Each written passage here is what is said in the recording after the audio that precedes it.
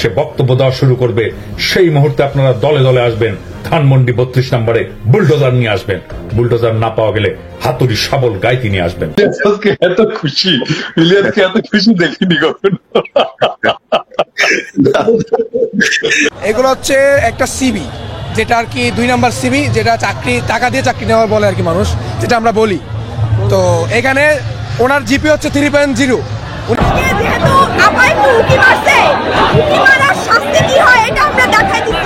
আজকে আমরা কুখ্যাত একজন স্বৈরাচার পিশাচিক একজন আপনার শেখ মুজিবুর রহমান, ওনার বাড়ি আমরা ভাঙচুর করতে এসেছি ধানমন্ডি 32-এ। একজন পিশাচ, তার কোনো বুকপিট নাই, সে একজন চরিত্রহীন মহিলা, তার মধ্যে কোনো চরিত্র নাই। তাকে যে পাতে খেতে দেওয়া হবে সে পাতি ছিদ্র করবে। আমরা তাকে স্পষ্ট বার্তা দিতে চাই, আমরা পরবর্তী লং মার্চ করবো বুলডোজার নিয়ে গোপালগঞ্জে। মুজিবকে ভাত ক্যাবলা, এই ক্যাবলা ভেঙে দিয়ে সরকারি মুজিব টয়লেট করা হবে। 75 সালে যে একনায়কতন্ত্র করেছে, বাকশাল কায়েম করেছে, ওই জায়গাটায় করেছে, রক্ষী বাহিনী ওই জায়গাটায় করেছে। আমার কাছে মনে হচ্ছে ওটা একটা অভিশপ্ত ভবন ছিল। ধানমন্ডি 32-এ আমরা এসেছি হাসিনারে কবর দেওয়ার জন্য, যে খুনি হাসিনা এত খুন করেও এরপর আজকে আবার ভাষণ দেওয়ার সাহস পায় কি করে। দর্শক, ধানমন্ডির 32 নম্বর বাড়িটি ধ্বংস করে দেওয়া হয়েছে, কিন্তু এই বাড়িটি থেকে এমন কিছু তথ্য পাওয়া গিয়েছে এবং এমন কিছু জিনিস পাওয়া গেছে যেগুলো জিনিসের তথ্য পেলে আপনারা রীতিমতো অবাক হয়ে যাবেন। এই বাড়িটা থেকে যখনই ভাঙা হচ্ছিল তখনই এখান থেকে বেশ কিছু কাগজপাতি পাওয়া গেছে এবং সেগুলোর থেকে কিন্তু এখন তথ্য বেরিয়ে যাচ্ছে গত বছরগুলোতে আওয়ামী লীগ সরকার কিভাবে এই বাংলাদেশটাকে রাজত্ব করেছে, কিভাবে বাংলাদেশটাকে শাসন করেছে, সেটারে কিন্তু গোপন কিছু তথ্য এখন ফাঁস হয়ে যাচ্ছে। হ্যাঁ দর্শক, ধানমন্ডির 32 নম্বর বাড়ি থেকে কি কি পাওয়া গেল এবং কেন হঠাৎ করে ছাত্র জনতা এই বাড়িটির উপর নজর পড়লো, এই বাড়িটি ভেঙে দিল, এই সব কিছুই কিন্তু আপনারা জানতে পারবেন আজকের এই একটি ভিডিও থেকে। আমি আপনাদেরকে রিকোয়েস্ট করবো, আপনারা কিন্তু ভিডিওটি একটু স্কিপ করবেন না, সম্পূর্ণ ভিডিওটি দেখার চেষ্টা করবেন, কারণ যেই বাড়িটিতে বঙ্গবন্ধু শেখ মুজিবুর রহমান 1971 সালের পর থেকে থাকতেন এবং গত বছরগুলোতে এই বাড়িটাকে কিন্তু পূজা করা হতো, এই বাড়িটাকে অনেক সম্মান করা হতো, মানুষ দেখতে যাইতো। এই বাড়িটা অনেক গুরুত্বপূর্ণ একটা বাড়ি ছিল, কিন্তু সেই বাড়িটা এখন ভেঙে দেওয়া হয়েছে এবং এই বাড়িটা থেকে কি কি পাওয়া গেল সেটাই কিন্তু আপনারা জানতে পারবেন। দর্শক, ভিডিওটা কিন্তু অনেক বেশি গুরুত্বপূর্ণ হতে যাচ্ছে, ভিডিওটি একটু স্কিপ না করে সম্পূর্ণ ভিডিওটি দেখার চেষ্টা করবেন, আর ভিডিওটি শেষ পর্যন্ত না দেখে কেউ বাজে মন্তব্য করবেন না। আমি দেশের জনগণের কাছে বিচার চাই, বলুন আপনারা, আমি কি আপনাদের কিছুই করিনি? মুহূর্তে সে বক্তব্য দেওয়া শুরু করবে, সেই মুহূর্তে আপনারা দলে দলে আসবেন, ধানমন্ডি 32 নম্বরে বুলডোজার নিয়ে আসবেন। বুলডোজার না পাওয়া গেলে হাতুড়ি শাবল গাইতে নিয়ে আসবেন। ঈদ মোবারক। ঈদ মোবারক। ঈদ মোবারক সবাইকে ঈদ মোবারক। ঈদের মতোই অবস্থা। ফ্যাসিবাদের ইলিয়াসকে এত খুশি দেখিনি কখনো। দাদা, সব নষ্টের মূল তো দাদা আপনি হচ্ছে। ইলিয়াস কখনো এত খুশি থাকে, কনক হাসতেছে, ও তো হাসে না কখনো। কিন্তু ধানমন্ডি 32 নাম্বার এটা একটা সিগনিফিকেন্ট একটা আইকন ফ্যাসিবাদের, সেই আইকনটাকে ধ্বংস করা আমাদের জন্য জরুরি ছিল। এবং 5ই আগস্ট আসলে এমন হয়েছিল, এটা তো শুধু আমার জন্য না, সবার জন্যই একটা অপ্রত্যাশিত হঠাৎ করে বিজয়টা আসছে এবং আমরাও মোটামুটি অপ্রস্তুত এবং কি করতে হবে। তখন বিজয়ের আনন্দে আমরা এতই মাতোয়ারা যে গুরুত্বপূর্ণ কাজগুলো আমরা করতে পারিনি। এবং তারপর থেকে আমার মনে হচ্ছিল যে আরে এই কাজটা তো হলো না। তারপরে ধানমন্ডি 32 নাম্বারে দেখা গেল যে সাগর রুনির ছেলে যে এটা পরিষ্কার করছে, মানে সেটাকে ঘিরে আর একটা ন্যারেটিভ তৈরি করার চেষ্টা করা হচ্ছে। আরে এটা তো আবার সেটাকে ঘুরে দাঁড়াবে এটা নিয়ে। আমি কিন্তু কনসিস্টেন্টলি, সবাই নিশ্চয়ই লক্ষ্য করছেন, কনসিস্টেন্টলি আমি বলছি ধানমন্ডি 32 নাম্বারকে ঘুরাই দিতে হবে। হ্যাঁ, ইভেন আমার 2 এপিসোড আগেও আমি বলছি যে ধানমন্ডি 32 নাম্বারকে ঠ্যাতলায় ঘুরাই দিতে হবে। বুলডোজার শব্দটা আমি ক্যাটাগরিক্যালি বলছি, আমি তো ইঞ্জিনিয়ার না, আমি তো জানি না। আজকে আমাকে বলতেছে ইঞ্জিনিয়াররা যে দাদা এটা বুলডোজার না, এটা এক্সকাভেটর লাগবে। এবং যখন বুলডোজারের কথা বলছি তখন অসংখ্য মানুষজন আমার কাছে ইয়ে করছে, এবং আমি নাম বলতেছি না, কিন্তু একজন ভদ্রলোক সরকারি একজন ইঞ্জিনিয়ার যিনি বুলডোজার এক্সকাভেটর সাপ্লাই দিচ্ছেন আর কি, বিভিন্ন জায়গা থেকে নিয়েছে, আরো আসবে, এখন এসছে, আরো আসবে। তো এটা একটা ঐতিহাসিক মুহূর্ত। এবং আমি কিন্তু সত্যিকার অর্থে আমি বলি, আমি কিন্তু কল্পনা করিনি যে 32 নম্বর আমরা ঘুরাই দিতে পারবো। আমি এটা মনে করিনি, আমার মনে হয় যে কেউই বোধহয় মনে করেনি, কারণ এটা সেই দিন করা যায়নি। সেদিন করা গেলে হয়তো 5ই আগস্ট 5ই আগস্টের 6 মাস পরে এটা আবার আমরা করতে পারবো। হ্যাঁ, যেখানে আমরা অনেক বিভক্ত হয়ে গেছি, আমাদের শক্তি, আমরা মনে করছি যে আমাদের শক্তি কমে গেছে, জনগণের ঐক্য, আওয়ামী লীগ ফিরে আসছে তার একটা শক্তি নিয়ে, সরকারের প্রতি অনেক বিরূপ বিতৃষ্ণা এটাও জন্ম নিয়েছে, তাদের অদক্ষতা আমাদেরকে ক্ষুব্ধ করছে। এরকম একটা সময় আমরা এটা করতে পারবো, এটা আমি কিন্তু কল্পনা করি। কিন্তু আজকে একটা অসম্ভব একটা বিষয় ঘটে গেল, যেটার সিগনিফিকেন্স মারাত্মক। সেটা সিগনিফিকেন্স হচ্ছে বিপ্লবের আগুন এটা নেবে। এগুলো হচ্ছে একটা সিবি, যেটা আর কি 2 নাম্বার সিবি, যেটা টাকা দিয়ে চাকরি নেওয়ার বলে আর কি মানুষ, যেটা আমরা বলি। তো এখানে ওনার জিপি হচ্ছে 3.0। উনি 1 লাখ টাকা বেতন, সরকারি চাকরি, মানে একটা জাদুঘরে বেতন পায় 1 লাখ টাকা। উনি একজন টিকিট বিক্রেতা। সো এখানে দেখি কয়েকটা মার্ক করা আছে 20 জনের মতো, এগুলো আসলে ঘুষ দিয়ে আর কি নেওয়া হয়েছে চাকরিগুলা। তো এইগুলো ডকুমেন্টে এখানে এই যে ওনার ভোটার আইডি কার্ড, সার্টিফিকেট, তারপর ওনার মান্থলি যে বাসা ভাড়া, এগুলা যাবতীয় খরচ সবগুলা, এই যে এগুলো 2 নাম্বারই চাকরি আর কি, যেটা বলি জাদুঘরের চাকরি। এই যে ওনার সার্টিফিকেট দেখেন, এই যে ওনার ছবি, এখানে ওনার ছবিও আছে, যাবতীয় সব ডকুমেন্টই আছে। তো এই জাদুঘরের চাকরি ঘুষ দিয়ে নেওয়া, আবার 1 লাখ টাকা বেতন কিভাবে হয় তার জিপে অনুসারে। তো এই যে উনি আমাদেরকে এই 4টা বছর 4বার যে ছিল আমাদের এই ইয়াতে, সে এই চাকরিটা কিভাবে দেয়, জাদুঘরে কিভাবে 1 লাখ টাকা চাকরি পায়, এই তার সার্টিফিকেট দেখেন আপনারা। তার জিপিএ 3.0, তারপর তার বেতন 1 লাখ টাকা কিভাবে হয়? আমরা এত কষ্ট করে পড়ালেখা করি, এত ভালো জিপিএ নিয়ে আমরা চাকরি পাই না, আর তারা 1 লাখ টাকা চাকরি কিভাবে পায়? এটা আমরা জানাচ্ছি, আপনাদের সাংবাদিকদের বলছি যে এটার যেন গুরুতর ব্যবস্থা নেওয়া হয়। এটা পেয়েছি আমরা তার বাসা। ফ্যাসিস্ট হাসিনা, শেখ হাসিনার এখানে আসা হয়েছিল, এবং এখন যে ভারতের দোসর, ভারতীয় দালাল যে শেখ হাসিনা, সে ভারত থেকে যে আমাদেরকে বিবৃতি দিচ্ছে এবং এই আওয়ামী লীগ, এই ছাত্রলীগ, সন্ত্রাসী সংগঠনগুলোকে মদত দিচ্ছে, এর প্রতিবাদে আজকে আমরা আসছিলাম এবং বঙ্গবন্ধু বাড়ি ঘেরাও করতে, এবং আমরা এটা সফল হয়েছি। এবং এটা সফল হয়েছি যে এগুলো হচ্ছে দুর্নীতিগ্রস্ত, ঠিক আছে, এগুলো আমরা ভিতরে পেয়েছি। তো এই কাগজগুলো অনেকগুলো ছিল, ঠিক আছে, অনেকগুলো হচ্ছে পুড়িয়ে দিয়েছে, আর এগুলো আমরা রাখতে পেরেছি কিছু। তো এগুলো হচ্ছে আপনার মানে বিভিন্ন গ্যাজেটের, ঠিক আছে, আপনার হচ্ছে 25,000 টাকা তার বেতন, মানে বিভিন্ন গ্যাজেটের, এগুলো হচ্ছে তার দুর্নীতির যে সিভি গুলো ছিল, সিভি আছে এখানে, প্রমাণ আছে, সম্পূর্ণ প্রমাণ সহ আমরা এখানে নিয়ে আসছি, ঠিক আছে। এগুলো হচ্ছে বিগত বছরে যে 15 বছরে যে ফ্যাসিস্ট হাসিনা যে দুর্নীতির লোটপাট এবং কি গুম খুন করেছে, এগুলোর একটি নমুনা হিসাবে থাকলো। এবং আজকের এই ছাত্র জনতার এই মানে আবারও 5 তারিখের পরে যে গণঅভ্যুত্থান, যে গণ আন্দোলন, এটি হচ্ছে তার শেখ হাসিনাকে শিক্ষা নেওয়া উচিত। সে ভারতের দোসর হিসেবে বাংলাদেশে যদি প্রবেশ করে, তাহলে কখনোই বাংলাদেশ জনগণ এটা মেনে নেবে না, এবং ছাত্র জনতা মেনে নেবে না। এবং একটা কথা, এবং যে আগুন হচ্ছে এখানে হচ্ছে বিক্ষুব্ধ জনতা, ঠিক আছে, যেই আওয়ামী লীগের শেখ হাসিনা যে ভাষণ দিয়েছে, যে বিবৃতি দিয়েছে, সেটার প্রতিবাদে সাধারণ জনগণ এবং ছাত্র জনতা সবাই আসলে আজকে এখানে মুভমেন্ট হয়েছে।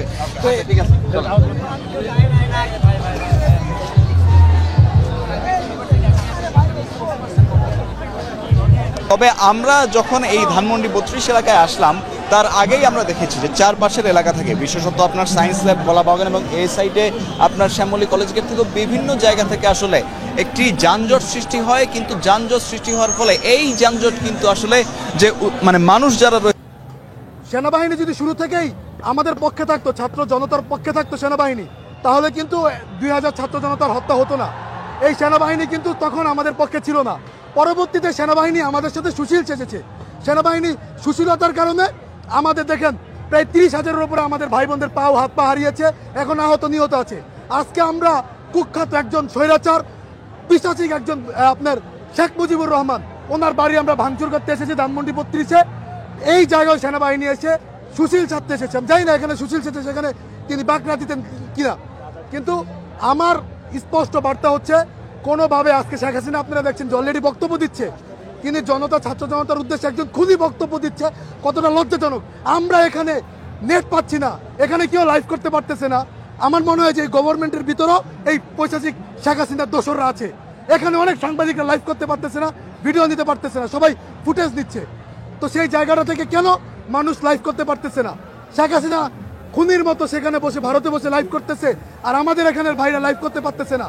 আমাদের এখানে যে দেখেন পৈশাচিক বঙ্গবন্ধুর ঘরবাড়ি আমরা ভাঙচুর করতেছি, এটা কেউ লাইভে দেখাতে পারতেছে না, অথচ খুনি শেখ হাসিনার লাইভ চলতেছে, মানুষ দেখতেছে। এটা আমাদের জন্য লজ্জার, এটা আমাদের জন্য নিন্দার, এবং নাহিদের উচিত এইটার জন্য পদত্যাগ করা। আমাদের এখন নেট এখানে ঠিক করে দেখ, লাইভ চলবে, পাল্টাপাল্টি আক্রমণ হবে, যে শেখ হাসিনার একদিক দিয়ে দেখবে, একদিক দিয়ে আমাদের লাইভ দেখবে, নয়তো নাহিদের পদত্যাগ করা উচিত আজকে। এখানে নাহিদের এখানে দরকার নাই। আমাদের যদি তুমি নেট না দিতে পারো, তুমি যদি আমাদের না দিতে পারো, তাহলে তোমার দরকার নেই। এখানে আমরা একটা স্পষ্ট বার্তা দিতে চাই, কোনোভাবেই যদি আওয়ামী লীগ ফিরে আসার চেষ্টা করে, বা কোনোভাবে আওয়ামী লীগ যদি মনে করে যে এই অভ্যুত্থানে তারা আবার পূর্ণজন্ম হবে, তাহলে কিন্তু আমরা কিন্তু বঙ্গবন্ধুর ওই ইসে চলে যাব, সেখানে তার কবর ভাঙচুর করব। স্পষ্ট কথা, বাংলাদেশে কোনো স্বৈরাচারের কবর আমরা রাখতে দিব না। তারা যেমন আমাদের দেলোয়ার হোসেন সাইদির কবরকে আপনারা দেখেছেন কিভাবে আপনারা দেখেছেন যে দেলোয়ার হোসেন সাইদির কবরের সময় কিভাবে বাগড়া দিয়েছে। ইতিহাস সাক্ষী যে একজনের জানাজা পড়ার জন্য হাজার হাজার মানুষ জীবন দিয়েছে, আরেকজনের জন্য জানাজা না হয় সারা দেশে হরতাল অবরোধ চলেছে। তো এই কারণে আমরা তার জানাজা কি, তার কাপড়ের জন্য মানুষ কাপড় পর্যন্ত দেয় নাই, থুতু দিছে, সারা দেশের মিষ্টি শেষ হয়ে গেছে। সেরকম একজন স্বৈর পিশাচের বঙ্গবন্ধু একজন স্বৈর পিশাচ ছিল শেখ মুজিব, আর এর বংশ মেজর ডালিম কেন এই শেখ হাসিনাকে বাঁচিয়ে রেখেছিল, এর উদাহরণ তো আপনারা এখন দেখতে পেয়েছেন। কেন এই খুনিটাকে বাঁচিয়ে রেখেছিল গত 17 বছর আপনারা দেখেছেন। এক কতটা আপনার এই সূরা তাব্বাত দাবিল সূরা লাহাবের ভিতরে আছে, তার আল্লাহ তাআলা বলেছেন ধ্বংস হোক তার হাত, ধ্বংস হোক তার পা। ঠিক একইভাবে ধ্বংস হোক বঙ্গবন্ধুর কবর, ধ্বংস হোক শেখ হাসিনার পুরো পৈতৃক সম্পত্তি। আমাদের এই আপনারা দেখেছেন যে এখানে বুলডোজার লাগবে না, কয়েক লক্ষ 10 লক্ষের বেশি মানুষ এসেছে, একজন যদি একটা করে এটা নিয়ে যায়, বঙ্গবন্ধুর অস্তিত্ব দূরের কথা, ধানমন্ডির বাড়ি তো একটা পিলার থাকবে না। এখানে যে মানুষ এসেছে, আমাদের বুলডোজারের প্রয়োজন নেই, অলরেডি কাজ চলতেছে, সবাই সবার মতো করে কাজ করতেছে। বাংলাদেশে বঙ্গবন্ধুর কোনো অস্তিত্ব আগামী 1 সপ্তাহের ভিতরে ইনশাল্লাহ থাকবে না, বঙ্গবন্ধুর কোনো নামও থাকবে না, বঙ্গবন্ধুর কবরও থাকবে না। এবং এই শেখ হাসিনার এই যে যারা এখন আপনারা দেখেন সেনাবাহিনী এই যে একটু আগে এসেছিল, এদের প্রতি আমরা কি ভরসা রাখবো? 613 জন আপনার শেখ পরিবারের এবং আওয়ামী লীগের ক্যান্টনমেন্টে ছিল, যশোর ক্যান্টনমেন্টে, সেখান থেকে কিভাবে তারা পালিয়ে গেল এবং তাদের অস্তিত্ব কই? সেনাবাহিনী কোনো জবাবদিহিতা করে নাই। এবং যৌথ বাহিনীর অভিযানে বিএনপির একজন নেতাকে মেরে ফেলা হয়েছে। সেনাবাহিনীর প্রতি আমাদের কোনো আস্থা নাই। এদেশের জনগণ ঠিক করবে এদেশে কারা নেতৃত্ব দিবে। শেখ হাসিনা থাকবে না, বঙ্গবন্ধুর অস্তিত্ব থাকবে না, এই জনগণ ঠিক করবে। 75 সালে যে একনায়কতন্ত্র করেছে, বাকশাল কায়েম করেছে, ওই জায়গাটায় করেছে, রক্ষী বাহিনী ওই জায়গাটায় করেছে। আমার কাছে মনে হচ্ছে ওটা একটা অভিশপ্ত ভবন ছিল। সেই ক্ষেত্রে ওখানে একটা মন্দির করলে ভালো হবে, এবং মন্দিরটা ধানমন্ডিতে দরকার। এবং মন্দির যেহেতু উনি খুব ভারত প্রেমী, ভারতের এটা একটা বিরাট একটা সাপোর্ট দেওয়া, যে দেখো তোমাদের ধানমন্ডির মতো জায়গায় তোমাদের ধর্মদের একটা আমরা মন্দির দিলাম, এবং এই মন্দিরটা হলে যুক্তিযুক্ত হবে। এবং আমার কাছে মনে হচ্ছে, আমি ব্যক্তিগতভাবে মুসলমান হয়েও আমাদের বাংলাদেশের হিন্দুদের জন্য আমি এই মন্দিরটা চাই। এবং আমার কাছে ওই পিনাকিদা প্রায় বলতো যে 32কে জয় বাংলা করে দাও, জয় বাংলা। তো পিনাকিদাও হিন্দু, এবং পিনাকি মনে হয় যে যে এটা সেইভাবে ওনার পিনাকির অর্থ নাকি শিব, তা শিব মন্দিরও করা যায়। পিনাকিদার বারবার আশা ছিল যে এটাকে জয় বাংলা করে দাও। এই পিনাকিদার নামে ওনার অর্থ হইলে শিব, তা শিব মন্দির করলে আরো ভালো হবে। পিনাকিদারও একটা নাম থাকলো এখানে, যেহেতু উনি আজকে না, আমি দেখেছি 14 বছর আগে থাকতেই উনি 32কে জয় বাংলা করবে, জয় বাংলা করে দেবে।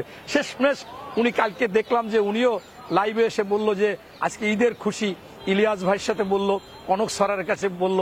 তাই আমি মনে করি যে ঈদের খুশি, যেহেতু এই ঈদের খুশিতে ওনার এখানে একটা মন্দির নির্মাণ করা যায়, সেটা শিব মন্দির হোক আর অন্য মন্দির হোক। আমার বাসা এই 32-এর কাছাকাছি। আমি গতকালকে যখন সন্ধ্যা পরে 8টার পরে যাচ্ছিলাম আমার গাড়ি করে, তখন দেখলাম ওখানে লোকে অনেক ভিড়। তখন আমি গাড়ি থেকে নেমে গাড়িটা সাইড করে ওখানে দাঁড়াবার পরে আমি দেখলাম যে প্রতিটি মানুষের মধ্যে ঈদের আনন্দের মতো এখানে আসতেছে, কারণ এই 32 ভাঙবে এবং 32 ভেঙে গুড়িয়ে দিবে। এবং সেখানে সকল দলমত নির্বিশেষে সকল দলের লোকজনই যারা এই ফ্যাসিস্ট বিরোধী আন্দোলন করছে, সকলকেই আমি যেন দেখেছি। আমার কাছে মনে হয়েছে, আমি যদিও দূরে ছিলাম, আমাকে ওখানে সালাম দিয়েছে। তবে এই সম্পূর্ণ এই ঘটনার জন্য বা অঘটনের জন্য দায়ী হচ্ছে খুনি হাসিনা, শেখ হাসিনা। তার 2 জনের 5 জন সন্তান, তারা নাকি এই বাংলাদেশ থেকে কিছু নেয়নি, তাদের যোগ্যতায় অনেক কিছু করেছে। তারা ওনাদের কাছে বারবার আসলে বলতো যে বাংলাদেশ থেকে তোমাদের কিছু দিতে পারবো না, আমাদের দেওয়ার মতো কোনো ক্ষমতা নাই এবং আমরা কোনো সম্পদও তোমাদের জন্য রেখে যেতে পারবো না। এই যে বিষয়, যেখানে হাজার হাজার কোটি টাকার এই শেখ পরিবারের নামে গাজীপুরে বাড়ি, রিসোর্ট, বিরাট বিরাট বাগান বাড়ি, 5-7টা আপনাদের পত্রিকার মাধ্যমে দেখেছি, বিদেশে বাড়ি, একজন ভূমি প্রতিমন্ত্রী তার 300-র অধিক লন্ডনে বাড়ি, আপনার পূর্বাঞ্চলে ওনাদের প্লট, এই যেগুলো কি ধরনের মিথ্যাচার বলে। আমি আমার বক্তব্য শুনে মনে হচ্ছিল যে এই শয়তানেরও শয়তান, অর্থাৎ বাংলাদেশে যে শয়তান বিভিন্ন সময় মানুষের পিছনে লেগে কাজ করবে, কাজ করে কিছু পাপের বোঝা ভারী করবে, এই শয়তান অবসরে যেতে পারতো যদি শেখ হাসিনা আবার বাংলাদেশে আসতো। এই শয়তান অবসরে গেলে এই পাপের কাজগুলো তার দ্বারা হতো। আবার বলে কি আমার অপরাধ কি, আমি তো গণতন্ত্র দিয়েছি, আমি ভোট দিয়েছি, আমি বিরোধী দলের কথা বলার এই দিয়েছি, ওনার অপরাধী উনি বুঝে না। উনি যে নির্মমভাবে মানুষকে গুম করলো, খুন করলো, হত্যা করলো, 65 লক্ষ লোকের নামে মামলা দিল এবং ভোট চুরি করলো, ভোট অধিকার হরণ করলো, বছরের পর বছর আমরা মনে করি যে সংসদে ভোট দিতে পারে না 15 বছর মানুষ, এটা সঠিক না। অন্য নির্বাচন, স্থানীয় সরকার নির্বাচন, মেয়র নির্বাচন, উপজেলা নির্বাচন, সর্বক্ষেত্রেই তো এটা হয়েছে। অথচ কি বলে, আমার তো অবাক লাগে। এবং এইটা কিভাবে বলে, আমরা আগে বক্তৃতায় বলতাম, হয়তোবা যুক্তি তর্কের মাধ্যমে, উনি যখন বাংলাদেশে থাকতো তখন বলতাম বিশ্ব বেহায়া, নির্লজ্জ, মানে বেশরম, ফ্যাসিস্ট, স্বৈরাচার এই খুনি হাসিনা। আসলে তো সেইটাই, উনি নিজে বলে যে আমি কিভাবে ফ্যাসিস্ট, আমি কি অন্যায় করেছি, কি অপরাধ করেছি, আমাকে ফ্যাসিস্ট বলা হয়, গণহত্যাকারী বলা হয়, উনি এইটা এখনো জানে না। আমি আপনাকে বলতে চাচ্ছি যে আমি 96 সালের পরে এই আমলে সরকারের আমি বারবার কয়েকবার পোস্ট দিয়েছিলাম, ফেসবুকে জানতে চেয়েছিলাম যে আমার যারা বন্ধুরা আছেন, যারা বিএনপির নেতাকর্মী আছেন অথবা সরকার বিরোধী যারা আন্দোলন করেন, তাদের কাছে সবিনয় আবেদন, এই 96 সাল থেকে বাংলাদেশে কারো মেয়ে সন্তানের নাম হাসিনা রাখছে কিনা এইটা যদি আমাকে একটু জানাইতেন। প্রত্যেকে বলতো যে আমাদের জানা মতে এই 96 সালের পর হাসিনা রাখিনি। অর্থাৎ এত একটা ঘৃণিত ব্যক্তি যার নাম, কোনো কন্যা সন্তানের নাম এই 96 সাল থেকে রাখিনি, সেই যদি বলে যে আমার অপরাধ কি, আমি কি করেছি, আমার অন্যায় কি, এইটা কি আসলে কোনো যুক্তি? দর্শক, আপনারা যদি হাসিনা সরকারের পতনের একটা মূল দিক খুঁজে বের করেন তাহলে আপনারা এমন একটা জিনিস পাবেন যে 1971 সাল, এই 1971 সালটাকে নিয়েই কিন্তু হাসিনা সরকারের পতন হলো আর আজকের অবস্থানটা আসলো। হ্যাঁ দর্শক, যদি আমি আপনাদেরকে একটু খুলে বলি তাহলে হয়তো আপনারা বুঝতে পারবেন যে সর্বপ্রথম ছাত্র জনতা তাদের কোটা বাতিলের একটা দাবি করলো, কোটা বাতিলের একটা আন্দোলন করলো। সেই আন্দোলনকারীদেরকে শেখ হাসিনা কি বললো যে রাজাকার। এই রাজাকার বলার পর থেকেই কিন্তু শুরু হলো ছাত্রদের তুমি কে আমি কে, রাজাকার রাজাকার। এই রাজাকার স্লোগান নিয়েই কিন্তু শেখ হাসিনার সঙ্গে একটা দ্বন্দ্ব লেগে গেল।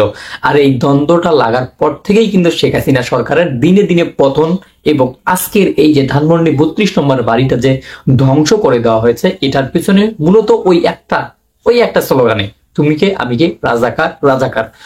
বঙ্গবন্ধু শেখ মুজিবুর রহমান 1971 সালে রক্ত দিয়েছে, যুদ্ধ করেছে, মানুষের মনে অনুপ্রেরণা জুগেছে, মানুষকে ভালোবেসেছে, কিন্তু 1971 সালে স্বাধীনের পর তিনি যেই কাজকর্মগুলো করেছেন সেই কাজকর্মগুলোর জন্যই কিন্তু মানে আজকের এই অবস্থায় দাঁড়িয়েছে। বঙ্গবন্ধু শেখ মুজিবুর রহমান যেগুলো চাচ্ছিল যে তিনি বাংলাদেশটাকে সংস্করণ করবে বা বাংলাদেশটাকে মানে তিনি স্বাধীন করেছে, যতদিন তিনি বেঁচে থাকবে ততদিন তিনি শাসন করবে, কিন্তু আসলে এই জিনিসটাই মানুষ মেনে নেয়নি কখনো। আবার শেখ হাসিনা যখন এসেছিল, শেখ হাসিনাও ভাবছে যে আমার বাবা এই বাংলাদেশটাকে স্বাধীন করেছে, আমি যতদিন বেঁচে থাকবো আমি এই দেশটাকে স্বাধীন করব বা আমি এই দেশটাকে শাসন করব। হ্যাঁ দর্শক, এই যে আমি শাসন করব বা আমরা শাসন করব, এই বিষয়টা নিয়েই কিন্তু ছাত্র জনতা কখনোই অ্যাকসেপ্ট করেনি। ছাত্র জনতা সব সময় এই যে বাকশালের বিরুদ্ধে কিন্তু যুদ্ধ করেছে, আর এই বাকশাল যারাই হবে তাদেরই পতন হবে, এমন কথাই কিন্তু বলতেছে এখন সবাই। হ্যাঁ দর্শক, এই যে ধানমন্ডি 32 নম্বর বাড়িটাকে নিয়ে অনেক স্মৃতি ছিল বাংলাদেশের, 1971 সালের অনেক কিছুই ছিল, কিন্তু আজকে শুধুমাত্র খারাপ একটা রাজনীতির জন্য, শুধুমাত্র বাকশাল প্রতিষ্ঠা করার জন্যই কিন্তু এই যে একটা ইতিহাস ছিল বা এই যে একটা মানে যেটাই ছিল না কেন, স্বৈরাচার বলেন, ভালো বলেন, খারাপ বলেন, সেটা কিন্তু আজকে ধ্বংস হয়ে গেল শুধুমাত্র রাজনীতির কারণে। আমি আপনাদেরকে এটাই মেসেজ দিতে চাচ্ছি যে আমরা কখনো কেউ ক্ষমতা নির্ভরশীল হব না। আমরা সবাই এটাই চেষ্টা করব যেন আমাদের বাংলাদেশটাকে আমরা সুন্দর করে সাজাতে পারি। আমরা যেটাকে মেইন ফোকাস দেব সেটা হচ্ছে জনগণ আর আমরা যেটাকে ভালো করতে চাচ্ছি সেটা হচ্ছে আমাদের দেশ। কারণ আমরা চলে যাব, আমাদের স্মৃতিগুলো থাকবে, আমরা থাকবো না কিন্তু আমাদের স্মৃতিগুলো থাকবে। যখন চলে যাব তখন যেন অন্য যারা আসবে আমাদের স্মৃতিগুলোকে, আমাদের কথাগুলোকে আমাদের সম্মান করবে। আমরাও যদি না থাকি তারপরেও তারা আমাদেরকে সম্মান করবে। এই সম্মানটা আসবে তখনই যখন আমরা ভালো কাজ করে যাব, যখন আমরা তাদের জন্য ভালো কিছু করে যাব।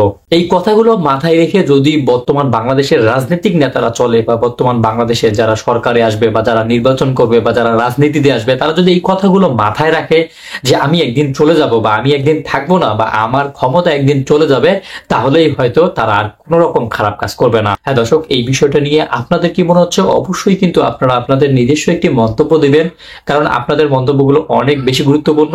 সো আপনারা কিন্তু অবশ্যই আপনাদের নিজস্ব একটি মন্তব্য করে যাবেন ভিডিও কমেন্ট বক্সে। সো দর্শক, ভিডিওর ছিল এতটুকুই। আবার দেখা হবে নতুন কোনো ভিডিওতে নতুন কোনো টপিক নিয়ে। ততদিন পর্যন্ত ভালো থাকুন, সুস্থ থাকুন, আল্লাহ হাফেজ।